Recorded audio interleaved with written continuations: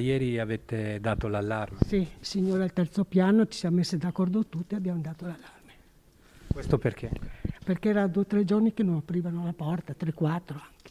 Nonostante i vicini di casa abbiano lanciato l'allarme, per madre e figlia non c'era più nulla da fare.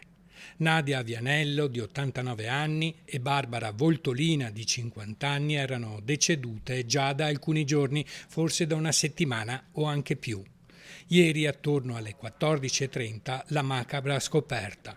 Quando i vigili del fuoco hanno aperto la porta del condominio in via Isola Saloni, assieme alle forze dell'ordine e agli uomini del SUEM 118, hanno rinvenuto il corpo di Barbara riverso sul pavimento. La madre, Nadia, invece è stata ritrovata nel suo letto. Mi dispiace tanto perché erano 2 ragazze fantastiche.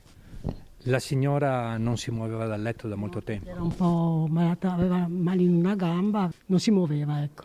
E la ragazza gli faceva compagnia. Anche questa mattina le indagini della polizia scientifica e dei medici legali non hanno avuto sosta. Insieme dovranno fare chiarezza su questa duplice morte. Nei corpi non risultano esserci segni di violenza, porte e finestre non sono state forzate. I vigili del fuoco escludono l'intossicazione da monossido di carbonio a causa di un malfunzionamento della caldaia. Da una prima ricostruzione sembra che la cinquantenne Barbara si sia sentita male, sia caduta e abbia violentemente battuto la testa perdendo la vita, mentre la madre sia morta successivamente di stenti. È un'ipotesi, solo l'autopsia disposta dal pubblico ministero potrà riuscire a far luce sulla causa della loro morte. Le 2 donne vivevano nel più stretto riserbo, non avevano rapporti con il vicinato né con i condomini.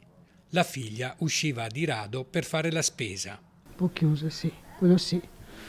Però non si poteva fare altrimenti perché non riusciva mai a accettare le cose che dicevamo, che aiutavamo, che tante cose.